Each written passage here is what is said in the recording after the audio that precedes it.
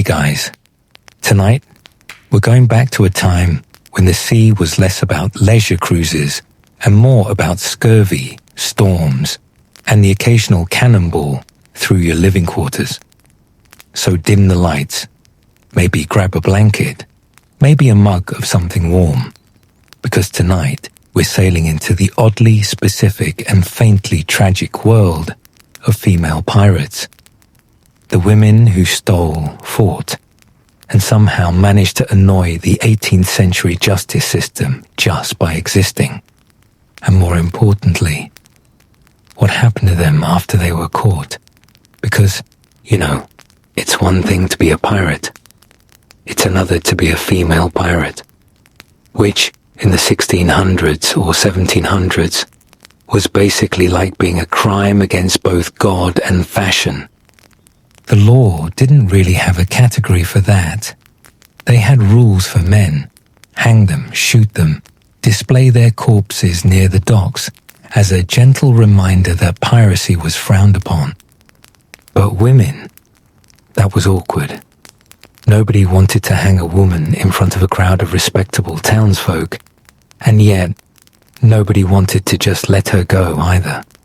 So the system sort of improvised in the way early modern justice always did, meaning badly and with plenty of paperwork. Let's start quietly with one of the most famous names, Anne Bonny. Anne was Irish, born around 1700, which was an inconvenient time to be an adventurous woman with opinions. Her father was a lawyer who moved the family to South Carolina, where Anne promptly grew up to be red-haired, temperamental, and prone to setting things on fire, allegedly.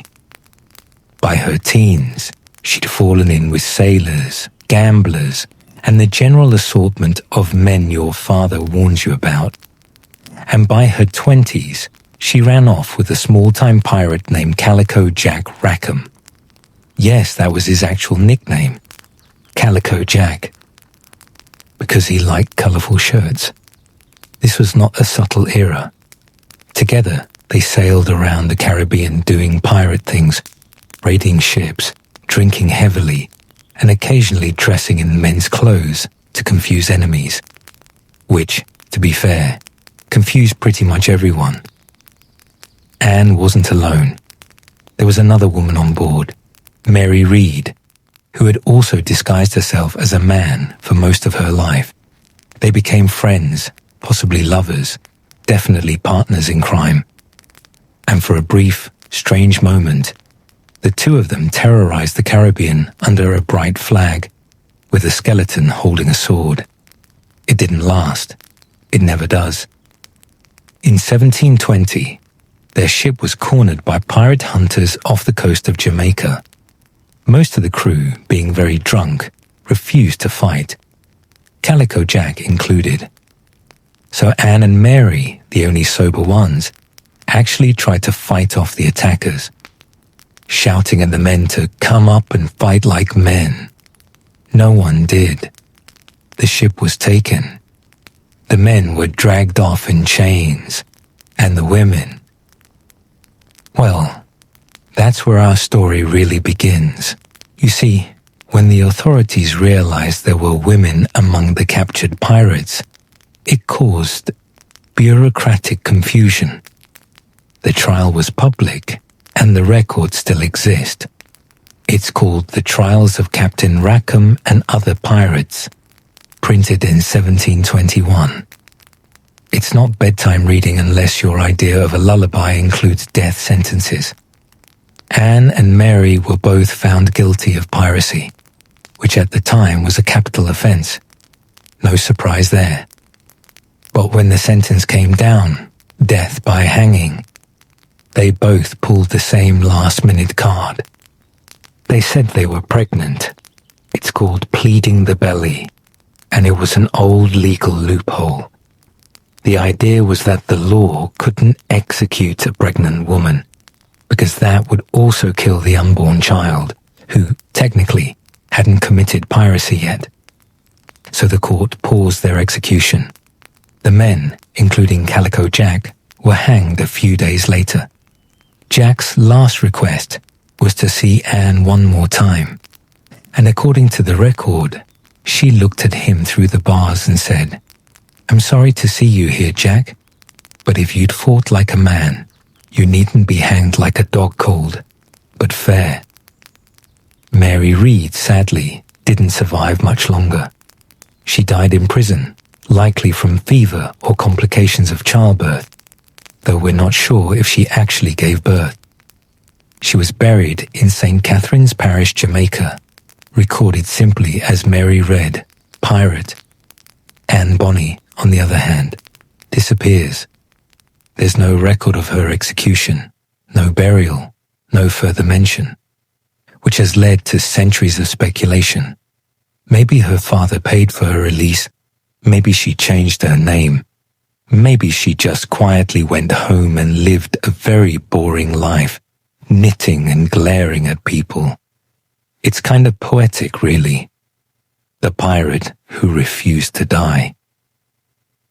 Let's drift gently forward in time to another woman who tried her luck with piracy. Jeanne de Clisson, also known as the Lioness of Brittany. Technically, she's from the 14th century, which is earlier than Anne Bonny, but she earns her place here by being unusually committed to revenge. Her story begins with her husband, Olivier de Clisson, a French nobleman accused of treason and executed by King Philip VI.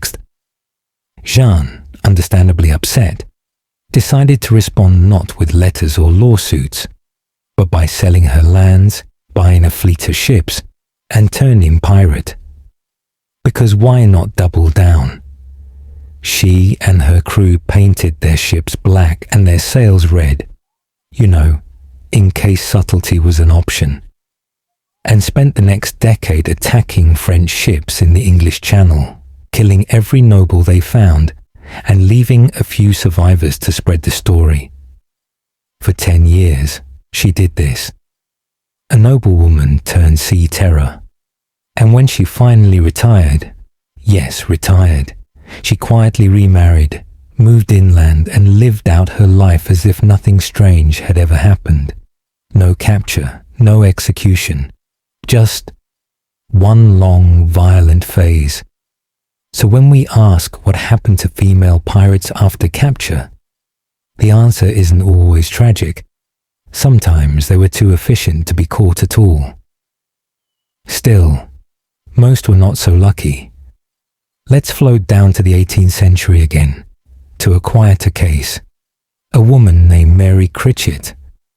Mary wasn't a pirate in the glamorous sense. She wasn't leading fleets or brandishing swords. She was a convict being transported to the American colonies in 1729. One of those thousands of unlucky souls sentenced to indentured labor. But on the ship, William and Mary, she and a small group of male prisoners mutinied. They killed the captain, took the ship, and actually managed to sail for a few days before being recaptured near the Chesapeake Bay. When they were brought to trial in Williamsburg, the men were sentenced to hang, and so was Mary. No pleading the belly this time. She was hanged in 1729, one of the few confirmed female pirates executed in British America. It was considered so scandalous that her name was barely mentioned in newspapers. The world simply didn't know what to do with a woman who'd done something so unsightly. The irony is female pirates were incredibly rare, not because women couldn't do it, but because maritime life was basically designed to keep them away. Ships were male spaces, full of superstition. Many sailors believed a woman on board brought bad luck, which honestly was probably just a convenient excuse for being bad at navigation. But the women who did end up at sea, disguised, smuggled aboard, or running their own crews, were often better sailors and tougher leaders than the men around them. They had to be. The of course, didn't care. The punishment for piracy was the same for everyone, hanging. But when the condemned was a woman, the authorities usually tried to avoid the spectacle. Some were executed quietly. Some were sent to prison, or to colonies where they'd simply vanish into the records. And some, a lucky few, were married off, reabsorbed into society, and politely forgotten. Because history is very good at forgetting inconvenient women. Now, if you're wondering whether there were more female pirates than the famous two, there were. Just not many who left behind enough documentation to make a bedtime story. There's Grace O'Malley, the Irish pirate queen of the 1500s, who commanded her own fleet and once met Queen Elizabeth I while refusing to bow, because she said she didn't recognize her as Queen of Ireland. A bold move, and somehow she got away with it. There's Qing Shi, the Chinese pirate, who commanded a fleet of hundreds of ships and tens of thousands of men. Easily the most successful pirate of all time, male or female. When she was finally offered amnesty by the Chinese government, she took it, retired peacefully, and opened a gambling house. And then there are the nameless ones. Women listed in ship logs only as female prisoners, companions, or disguised crew. Some were spared, some weren't. If they were captured alongside men, they'd often be tried together. The difference was how they were remembered afterward, or more often, not remembered at all. So what really happened to female pirates after capture? Well, nothing tidy. Some died, some disappeared, some negotiated their way out, and some, like Anne Bonny, live on in that strange in-between space, half legend, half person. The kind of figure who never quite stays dead because the records forgot to say so. And maybe that's the most fitting ending for women who broke every rule. They didn't vanish. They just quietly escaped the archive. Pause. Let's float now quietly to another part of the world, to Asia, where the largest pirate empire ever known was commanded not by a man in a tricorn hat, but by a widow who refused to retire. Part 2. Qing Shi and the Pirate Confederation. Hey guys, welcome back. If you're still awake, congratulations. If you've already drifted off somewhere around the words pleading the belly, that's fine too. But for those still here, let's quietly sail east, all the way to China, to meet a woman who makes Anne Bonny look like a small-town troublemaker. Her name was Qing Shi, and she wasn't just a pirate. She was the pirate, as in possibly the most successful one in recorded history. And unlike most of her European counterparts, she managed to retire alive, rich, and respected. Because of course she did. Qing Shi's story starts in the early 1800s in the South China Sea. That warm, glittering stretch of water that was somehow always full of ships, trade, and political chaos. She was originally a sex worker, working aboard a floating brothel that catered to sailors and traders, which sounds like a strange place to begin a life of empire building. But honestly, history is full of career pivots. In 1801, she caught the eye of a notorious pirate commander named Cheng Shui, who was already commanding a massive fleet, hundreds of ships under his control.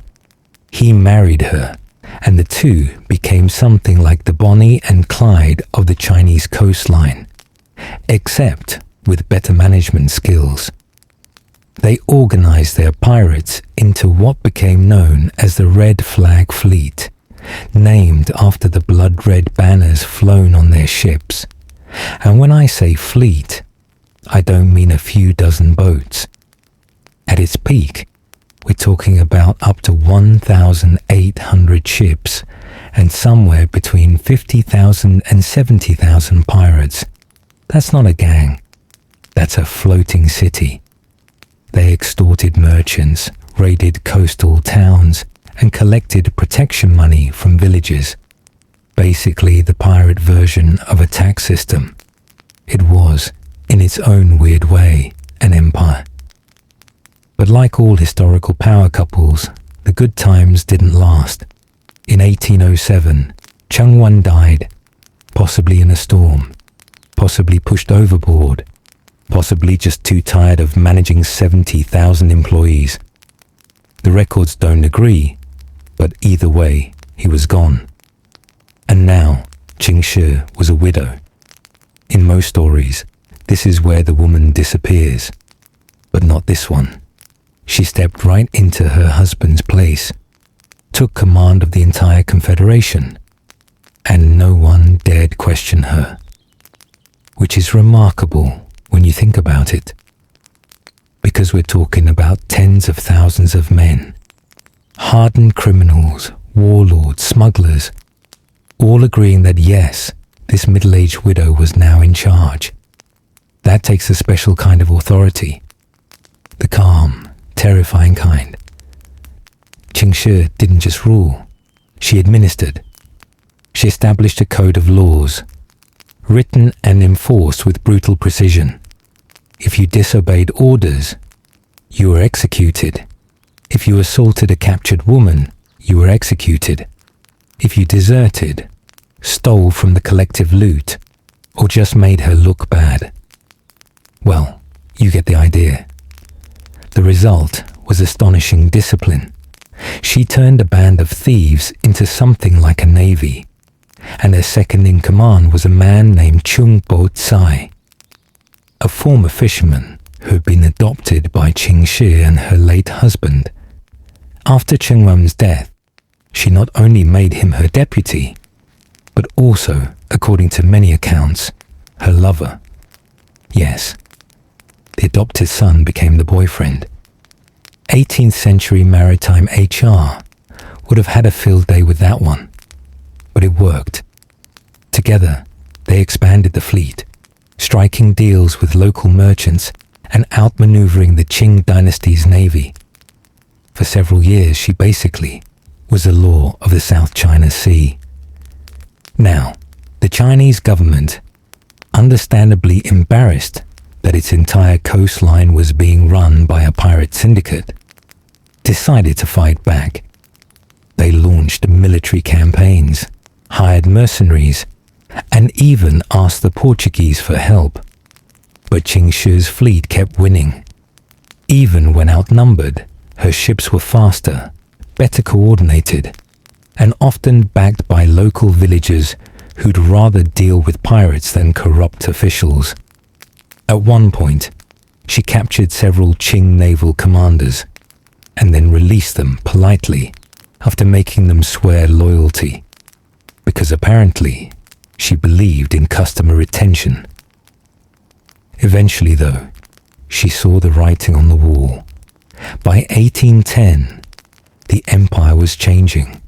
Foreign powers were moving into Chinese waters. The government was getting more desperate, and she knew that her fleet, no matter how large, couldn't rule forever. So in one of the greatest strategic moves in pirate history, Qing Shi decided to retire, but not like a fugitive sneaking away in the night. No, she negotiated an official amnesty. She walked into the office of the Chinese governor, calmly, elegantly, and offered peace.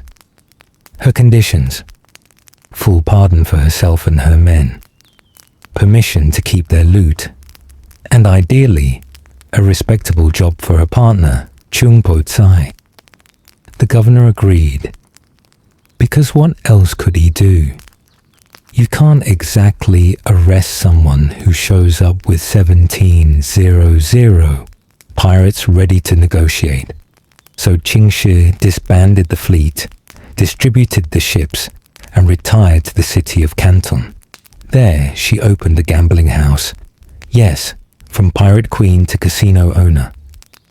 Truly, the logical career path. She lived quietly for decades, died in her 60s or 70s, wealthy and unbothered. No hanging, no scandal, no tragic end, just peace. When we talk about what happened to female pirates after capture, Qing Shi is the perfect counterexample. Because she was never captured, she negotiated her way into retirement, rewrote the rules, and lived to tell the tale. She turned a world that was supposed to destroy her into a business meeting, and walked away with everything. And somehow, she's still less famous than Jack Sparrow, which feels deeply unfair.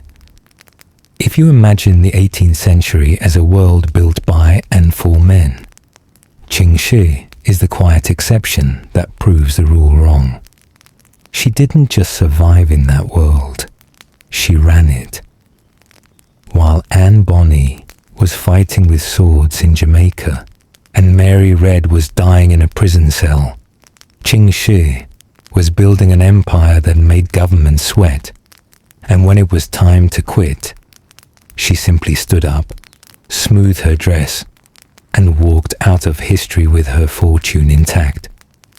Because sometimes, the most rebellious thing a woman could do in history was to live long enough to retire. Let's float gently from the South China Sea back toward the colder waters of Europe again. Because our next quiet story belongs to a very different kind of pirate.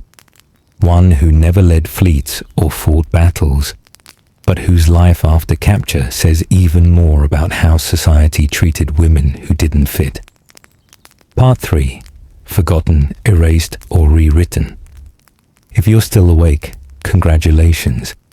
You've outlasted most pirates already. If you're half asleep, that's fine too. Just let the waves in the background do the talking. We're leaving behind Qing Shi's empire of sails and silver coins, and drifting west again to quieter, colder waters, the kind where legends freeze before they sink.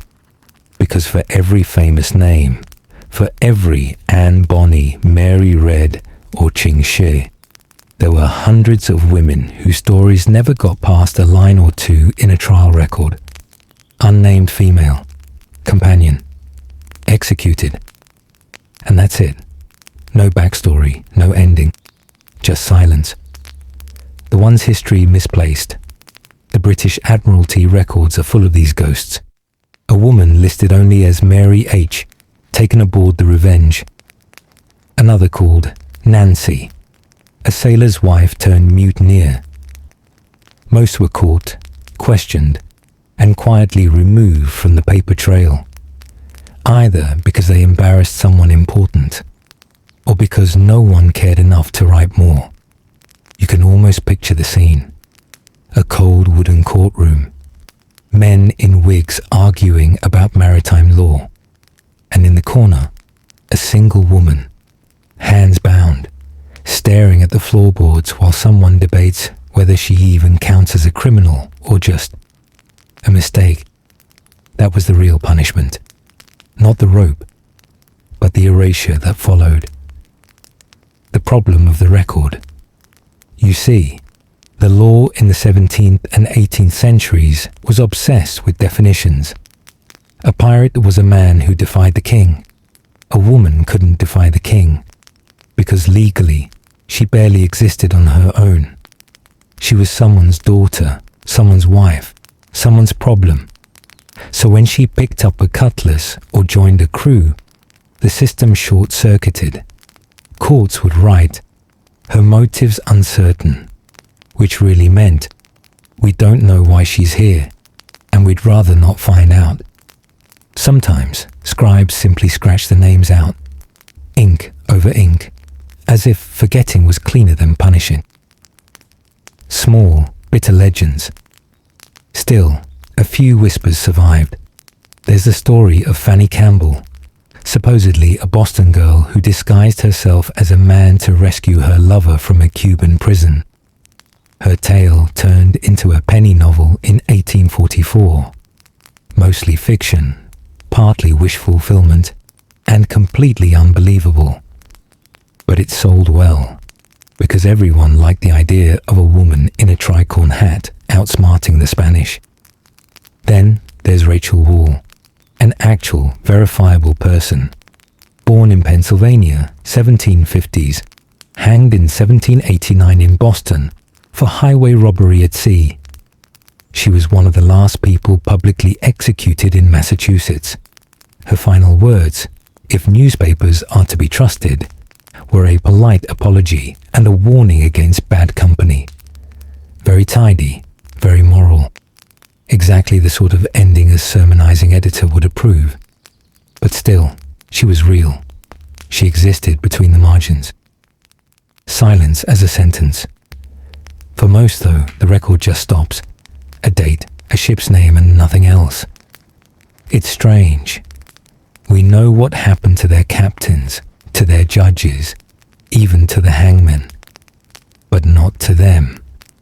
It's almost like history preferred them gone, the way polite society prefers not to mention the stains on the tablecloth after dinner. Some historians think many of those disappeared women were quietly released or married off. Others probably died in colonial prisons, unrecorded, unburied, unnamed. Paper was expensive, women less so. The double disappearance. So yes, the sea swallowed them twice. First literally, waves, wrecks, drownings. Then again on land, in archives, in language, in the polite silence that called them companions instead of captains. And if you listen carefully, that's maybe the saddest thing about pirate history. Not the gallows or the battles, but how effectively it forgets the inconvenient. A calm reflection, but maybe there's some small mercy in that. To vanish quietly is in its own way a kind of peace. No ballads, no trials, no spectacle. Just the sound of water hitting the hull, and the faint memory that someone once lived wildly for a moment before the world decided to tidy up the story. So tonight, as you drift off, if you imagine a faint creak of ropes, a lantern swinging, and a voice humming somewhere far out at sea, that might just be one of them, forgotten by history,